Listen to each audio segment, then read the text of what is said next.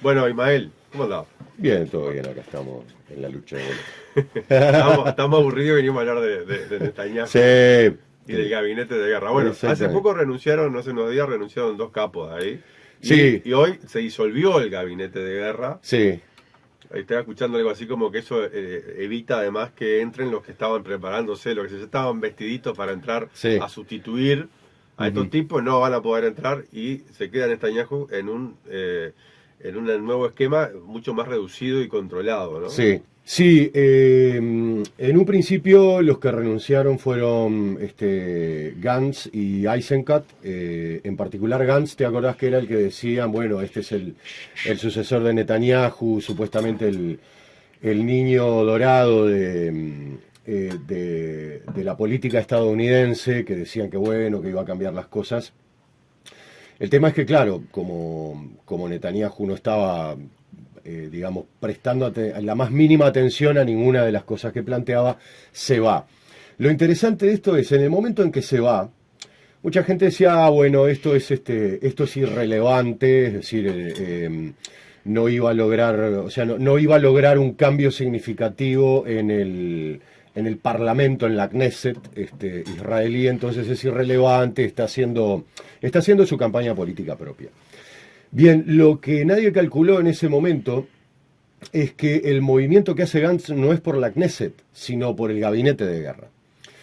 Y lo hace justamente para dejar a Netanyahu en la posición que finalmente terminó tomando, que es teniendo que eliminar el gabinete de guerra. ¿Por qué? Porque al irse Benny Gantz, obviamente los que pidieron para saltar adentro fueron Bezalel Smotrich y Itamar Ben-Gvir, que son estas figuras ultra radicales, ultra ortodoxas, que lideran el movimiento de colonos. Y claro, querían aprovechar esa oportunidad política, ¿no? O sea, todo esto es política, no había un fin, por ejemplo, estratégico de interés a los efectos de Israel de parte de ellos. Entonces Netanyahu lo que hace directamente es cerrar el gabinete, eliminarlo, justamente para que no ingresaran estos personajes. Entre otras cosas porque creo que lo que tiene todo el mundo claro a esta altura es que no aportarían nada relevante a los efectos de la función del gabinete, ¿no? Que es de alguna manera sugerir una forma y manejar el genocidio. Ahora, si serían, así te dejo tomar el mate, Sí. si serían jodidos estos tipos, que Ujú. la imagen que da para el mundo es de debilidad, vos Ujú. disolvés el gabinete de guerra que armaste vos, Sí. quedás más, que hay menos base política para Mm. enfrentar la guerra, la Ujú. estrategia, o el gabinete de guerra que hace la estrategia bélica. Ujú. Y así todo lo hace, o sea, ¿cuál es o sea, cuál era el costo que está dispuesto? ¿Por qué estuvo dispuesto a pagar este costo el tipo ese? Porque de alguna manera lo que él necesita es.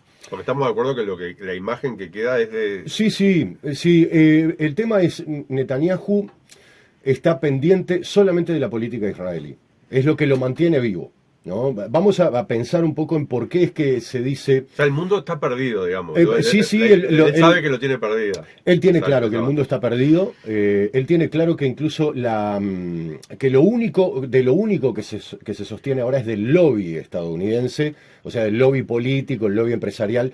El público estadounidense lo perdió hace rato, ya las encuestas están diciendo que una parte muy importante de demócratas y republicanos están totalmente en desacuerdo con cómo está llevando la cosa. Entonces él ya, de alguna manera, eso era algo que él tenía, por decirlo así, no sé si previsto, pero era algo que estaba dispuesto a sacrificar. Ujú. Lo que él no puede sacrificar es la política interna israelí porque es la que lo mantiene vivo, Es la que le ¿no? da de comer. Exactamente, es la que le da de comer. Entonces, él está pendiente de eso. Y en este momento, lo único que pasa a los efectos de mantenerse en el gabinete es que se vuelve a la posición previa, a su posición previa al 7 de octubre. En su posición previa al 7 de octubre lo que estaba pasando es exactamente lo que estamos viendo ahora, que es una división terrible dentro de la sociedad israelí, con manifestaciones casi a diario, porque esto era algo que ya pasaba antes, con israelíes yéndose de Israel. Pero ¿qué pasa? Esto, a los efectos de su supervivencia, le sirve porque ni acelera la guerra ni la detiene. Por eso es que él cierra el gabinete. Porque Smotrich y Ben-Gvir lo que iban a hacer era ponerle el acelerador al genocidio. Y por el acelerar la caída de acelerar, claro, porque lo que quieren es resolver, ¿no? No se sabe qué es lo que quieren resolver, pero evidentemente no están obedeciendo a ningún cálculo político. Ben-Gvir y Smotrich no tienen ningún cálculo político, son de esta cúpula política de Israel que no tiene estrategia para nada, ellos son los que menos estrategia tienen. El que tiene la estrategia de supervivencia es Netanyahu, y Gantz es el que tiene, se podría decir, una estrategia que piensa más a largo plazo. Te iba a preguntar ahora, Sí. hablando de estrategia, sobre la estrategia de los que lideran las movilizaciones. Sí. Hay dos cosas que están claras en la protesta. La primera es la liberación de los rehenes, que parece ser la más clara y la más legítima, ¿no? Sí, exacto. O sea, está perfecto que los Sí, familiares, con la solidaridad de la gente, reclamen eso. Sería la más lógica de entender. Y la otra, que a mí me cuesta más, es las elecciones anticipadas para inclusive antes del 7 de octubre de este año, ¿no? Sí. Para que justo coincide el año de... Exacto. Y lo van a explotar eso. Eso van a usarlo. Ahora, Sí. ¿con qué fin? O sea, el fin... ¿Esto tiene que ver con los que renunciaron al gabinete Sí, claro, de porque para eso hay que entender un poco lo que estaba ocurriendo antes, que es en verdad uno de los grandes motivos por los cuales están solicitando las elecciones anticipadas. No es porque eso vaya a generar un cambio en la política con respecto a Gaza, sino que va a generar un cambio en la política, en la dirección general hacia el cual se orienta el proyecto sionista. ¿Por qué? Porque los dos grandes problemas que tenía el proyecto sionista en general, me refiero, ¿no? Dentro de Israel era el aumento desmedido de la figura de Netanyahu, convirtiéndolo, llevando incluso la figura de la primer ministratura, no sé si se dice así, casi que a una cuestión, a una dimensión meramente personal. Y el otro problema eran los ultraortodoxos, que están, no solamente que están exentos del servicio militar, o sea que en términos, digamos, de lo que ellos consideran que es lo que les da soberanía, que es el poder militar, no estaban agregando nada, sino que además estaban siendo una carga muy pesada presupuestal. Están siendo una carga muy pesada presupuestal para Israel. Entonces eso verdaderamente estaba generando grandes problemas. Entonces, esos dos grandes componentes eran los que estaban generando que incluso aquellos sectores más minoritarios dentro de la política israelí, que por ejemplo son los socialdemócratas y los comunistas, estuvieran hablando de que estaban al borde de una guerra civil antes del 7 de octubre. El 7 de octubre viene como a cohesionar durante un tiempo, pero ahora en verdad lo que está pasando es, se vuelve a la política doméstica con mucha fuerza. ¿Por qué quiero enfatizar esto? Porque en verdad, por ejemplo, Benny Gantz, recordemos que fue jefe del Estado Mayor del ejército israelí durante las dos operaciones 2012 y 2014 en la Franja de Gaza, que fueron particularmente sanguinarias. Como jefe del Estado Mayor es uno de los tipos que estaba dispuesto a aplicar la doctrina Aníbal, que es esta de, bueno, sacrificar al rehén para no poner al Estado en la necesidad de negociar. O sea que en verdad yo creo que el reclamo de Benny Gantz por los familiares es más que nada para aprovechar, para sumar a los familiares a su causa. Pero sinceramente yo no creo que haya mucha sinceridad por ese lado. Sí creo que puede haber sinceridad por parte de muchos de sus partidarios, entre ellos porque hay familiares de los rehenes o de los fallecidos cuyos cuerpos están retenidos en Gaza, dentro del movimiento de Gantz. Pero Gantz en forma puntual no creo verdaderamente que haya, digamos, como un sentido de humanidad de su parte para pensar en eso, ¿no?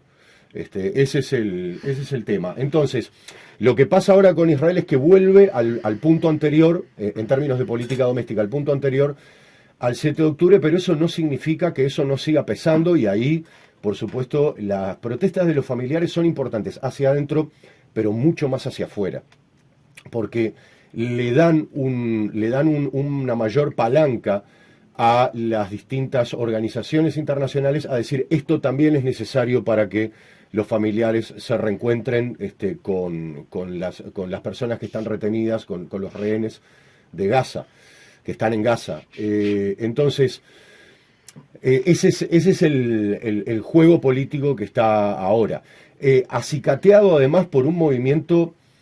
Son de estas cosas raras que tiene, que tiene digamos, la política israelí. Gantz se va del gabinete y a los 3 días de irse, en una operación absolutamente sangrienta, por donde se la mire, el ejército israelí recupera a 4 rehenes. Claramente era un movimiento para decir, no te necesito. O sea, esto sigue pagando. El utilizar la violencia y no negociar sigue pagando.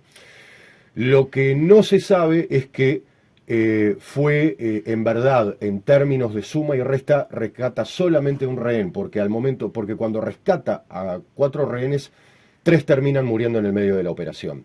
O sea que lo que iban a ser 7 terminan siendo 4. Por supuesto, con un saldo de víctimas con un saldo fatal también para el ejército de Israel, más las hasta ahora 300 personas asesinadas en esa operación. Entonces, son esas cosas que a uno le cuesta creer que que tengan tanta sangre fría como para tenerlas bajo la manga, y de repente ocurren en los momentos que políticamente, milagrosamente, calzan en las necesidades de Netanyahu, ¿no? Porque acá no calzan, y esa es la habilidad de él, ¿no? Es que no calcen ni en los intereses de Gantz ni en los intereses de Smotrich y Ben-Gvir. Grosso modo eso. Estaba pensando que cómo es increíble y es escalofriante. Yo me imagino que si yo fuera familiar de un rehén, tener la certeza de que a los intereses de Netanyahu lo que más le sirve es que se mueran todos los rehenes. Ojalá, si jamás mañana los sacrifica, sería como una bendición, ¿no? Es que se termina el problema, pues es el gran problema que tiene en la opinión pública, o sea, lo único que tira a los israelíes a no matar a todos los palestinos es que hay unos rehenes ahí que hay que liberar. Exacto. La cuenta está perfectamente hecha porque justamente el tema es, Netanyahu, hasta uno lo puede ver en la evolución de la cantidad de asesinados por día.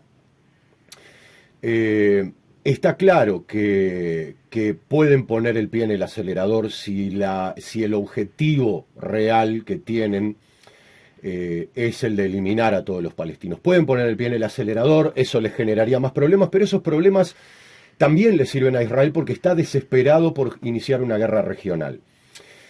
Entonces el problema es, Netanyahu se da cuenta de que solamente sobrevive en este delgado equilibrio en el cual mata palestinos, pero no muchos, intercambia fuego con Hezbollah, pero no mucho, hizo un intercambio de fuego con Irán. Estamos de acuerdo que lo de no muchos es muy relativo. Sí, no muchos en términos de lo que podría ser un disparate, un disparate absoluto en términos de lo que debería ser el balance de una guerra. No estamos hablando de una situación humanitaria, de una catástrofe humanitaria. Estamos hablando de, si uno mide lo que debería ser, digamos, como la proporción entre víctimas militares y víctimas civiles, definitivamente el genocidio en Gaza es llamado genocidio justamente por eso, porque rompió todos los récords en ese sentido.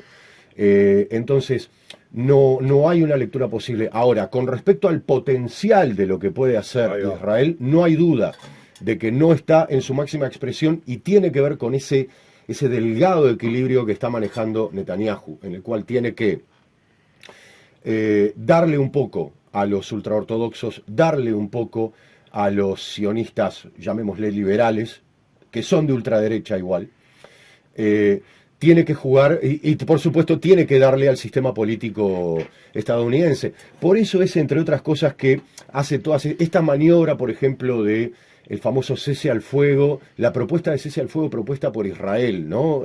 Fue el último verso estadounidense, pero esta es una propuesta israelí, no era una propuesta israelí. Claramente no era una propuesta israelí, pero necesitan decir que es una propuesta israelí. Pero entonces, ¿qué hace Netanyahu? No sale a decir abiertamente que no es una propuesta israelí. Guarda un respetuoso silencio, porque entiende que la administración Biden necesita algún tipo de resuello para poder seguir comprando legitimidad en su escasa base electoral ahora, y para mantener un lavado de cara en estos sectores que todavía son proclives a lo que está haciendo Israel en Gaza, ¿no? O sea, eso es muy delgado y lo tiene que mantener. Entonces, él está manejando todas esas tensiones de esa forma. Pende de un hilo. Por mi parte, para ir cerrando, de mi parte, capaz que vos tenés algún dato más que quieras Sí, aportar, sí, sí. pero de mi parte, lo que me llama la atención también es que se está corriendo el tema de vuelta hacia Ucrania. Sí. En la agenda internacional, como Sí. que en un momento estuvo candente Gaza, Sí. y de a poco, hoy hubo una cumbre para apoyar a Ucrania, Sí. Putin se va de Corea del Norte, empezaron las noticias vamos a ver si la corremos la atención. Sí, en verdad ha venido pasando siempre, incluso por ejemplo, esta especie de escalada discursiva, ¿no? Del panorama nuclear. Indica un poco eso, o sea, lo que vemos es que en los dos frentes que tiene abiertos Estados Unidos está habiendo una escalada, ¿no? O sea, están empezando a haber acontecimientos cada vez más graves y cada vez más agudos. La conferencia de guerra, que está llamada conferencia de paz, pero no tiene nada de paz, es una conferencia de guerra, de alguna manera viene a intentar, primero que nada, ver qué adhesión tiene el proyecto ucraniano, el proyecto de Biden y de ay, no me sale ahora El esta presidente mujer. de Ucrania, no. No, porque el presidente de Ucrania es un empleado. Bueno, no recuerdo ahora el nombre. Una de las ex asesoras del Departamento de Estado. Lo tengo en la punta de la lengua, el nombre no importa. La cuestión es, este proyecto concreto de Ucrania tenía que ver específicamente con lo que estamos viendo ahora en forma más abierta, que era la amenaza atómica, la amenaza nuclear, la amenaza con armas nucleares Manalt, a Rusia. vos? No, hoy estuve hablando de una Michelle Manalt, que fue ex asesora del principal departamento de Estado. No, ay, Bueno. lo tengo en la punta de la lengua. Ahora está en Colombia, bajo el ala de Hillary Clinton. Lo tengo en la punta de la lengua el nombre. ¿La Condoleza? No, Condoleza se fue hace rato, menos mal. Que esta es peor. Que será de la vida. Sí, ahora, no, el tema es que todo el proyecto de Ucrania es justamente la amenaza nuclear a Rusia. Es decir, que Ucrania forme parte de la OTAN significa inmediatamente colocar misiles nucleares apuntando hacia Rusia, para intentar contrarrestar la enorme potencia que tiene el arsenal ruso, el arsenal nuclear, que es muy superior al arsenal estadounidense. Pero para no irnos del tema, sí, para seguir hablando de Israel, sí, yo te decía si esto del foco de la noticia no es también una estrategia de, bueno, ahora vamos a apuntar acá. Sí, lo veo como menos... Es algo que se da. Yo creo que se da porque el problema es... Putin, que viene siguiendo muy de cerca lo que está pasando en Gaza, en verdad está jugando sus piezas de ajedrez muy bien. Entonces, él es el que está eligiendo. O sea, ¿cuándo aparece el tema nuclear? Aparece un poco antes de que vuelen los radares, de que los misiles estadounidenses, con el visto bueno, con el apretada de botón de Ucrania, porque eso es lo único que hizo Ucrania, vuelan los dos radares rusos que apuntan hacia la zona de Medio Oriente. Lo que hacen es, todo eso ocurre un poco después de que Putin empieza a mencionar el tema de las armas nucleares. Obviamente, ¿por qué Putin empieza a mencionar el tema de las armas nucleares? Porque de alguna manera cuando empieza a mencionarse lo de las tropas de la OTAN en suelo ucraniano, Putin dice, bueno, vamos a acabar con esta pavada y entonces ahora sí, digamos, ustedes movieron la ficha en el sentido que yo estaba esperando que me movieran, bueno, entonces ahora yo voy a mover esta ficha. Y eso le generó pánico a la OTAN, en especial a Estados Unidos, que sería el mayor perjudicado. Entonces, de alguna manera, ellos tienen que generar un movimiento. Ahora, este tablero de ajedrez no lo controla Estados Unidos. Estados Unidos lo que está haciendo es responder de una forma que políticamente se entienda hacia afuera que tiene el control de la situación. Pero en verdad el tablero lo está manejando Putin. O sea, ¿cuál es el principio básico en cualquier estrategia militar? Es que vos respondas a lo que yo hago. O sea, que yo poder controlar tu juego. Lo que está haciendo Putin es eso. Está haciendo una guerra de desgaste y él está controlando los tiempos. Entonces lo que está haciendo Estados Unidos es aprovechar eso para vender su política hacia afuera. El movimiento de ir a Norcorea en el momento de la supuesta cumbre de paz es un movimiento muy inteligente, porque lo que hace él es, el viernes presenta unos términos de paz, de acuerdo de paz. Y él dice, si Ucrania levanta sus tropas no me recuerdo de ahora las la zonas cantidad, anexadas del Donetsk. exactamente, Donetsk, Lugansk y todo eso, nosotros inmediatamente y renuncian a estar hay que renunciar a entrar a la OTAN, exactamente, automáticamente, inmediatamente. No se baja ni un milímetro de las razones por las cuales ocupó Ucrania. Porque no hay negociación ahí. No, exactamente. Yo te diría del otro lado, bueno, Putin, exacto. ¿Cuál es la negociación? Ninguna. No, en verdad había otra, por ejemplo, la denazificación ya la quitó de la mesa. Y ese es un punto importante, porque el motivo por el cual él se mete en Ucrania es porque los nazis ucranianos estaban matando rusos. Ese es el motivo por el cual se mete. Entonces él en verdad lo que dice es, estos 2 puntos para mí ameritan un cese al fuego. El resto lo negociamos y no hay ningún problema. Y en eso él ha demostrado que tiene la suficiente capacidad. Lo demostró, por ejemplo, en Chechenia, que tiene margen para negociar. O sea, que no es un sordo. Entonces, se movió, uno dirá, no mucho, y bueno, es el que está ganando la guerra, tampoco se va a bajar los pantalones cuando estás ganando la guerra, y uno puede decir, eso de que está ganando la guerra es relativo. Hay que ver los movimientos en el tablero y hay que ver lo que la propia prensa occidental está diciendo. Cada día en su discurso está más atrás, o sea, sigue agitando la causa ucraniana, pero cada vez desde más atrás, ¿no? Porque ahora, en un principio Ucrania ganaba la guerra, después empezó a necesitar plata, ahora ya directamente depende de los misiles y del dinero, ya ahora hasta directamente lo que necesita es una cumbre de paz para rever supuestos términos que en verdad tienen que ver con si tienen el suficiente apoyo político del resto de los países para alargar a la OTAN. Sí, no, pero aparte de esa cumbre de la paz, obviamente no fue Rusia, claro, es obvia, pero no fue la India y no fue Brasil. Y no fue China. Y no fue China que no se esperaba, pero lo de la India y Brasil estaba ahí jugando como... Brasil, porque Brasil estaba haciendo un buen juego diplomático. Un buen juego diplomático. Y la India es importante porque dentro del BRICS, la India es el que está más ahí, es el que está más dispuesto a jugar para un lado y para el otro, ¿no? Cada día tiene menos margen, Modi perdió ahora, o sea, ganó pero con menos margen, ahora tiene que sentarse a negociar con otro partido, eso no va a ser barato, probablemente haya un mayor vuelco de la India hacia el BRICS, pero sigue teniendo un margen de maniobra. Eso era importante para Biden y para Zelensky, y al no ir es complicado, es complicado. El problema es, lo que cualquier analista militar estadounidense te dice es que la OTAN, incluyendo a Estados Unidos, no le puede hacer frente al ejército ruso, por donde lo mires. Principalmente porque no tiene la capacidad de asegurar la logística para. Eso es lo primero. Después el otro problema es que las baterías de antimisil y antiataque aéreo que tiene solamente pueden proteger el 5% de las instalaciones bélicas que tienen en Europa. Entonces, no hay una forma en la que vos puedas garantizar, por ejemplo, cobertura a una invasión, no tenés la cantidad de soldados que necesitas para una invasión, porque estás hablando de invadir, no estás hablando de que vas a estar esperando, vas a invadir. Para que se hagan una idea, la Alemania nazi cuando sale a invadir Polonia tenía 10 millones de soldados, ¿tá? La OTAN está muy lejos de eso, Rusia está muy lejos de eso. Entonces, las perspectivas, yo diría que directamente las perspectivas de una guerra de campo o de trinchera, incluso tal cual la estamos viendo ahora en Ucrania, no es posible.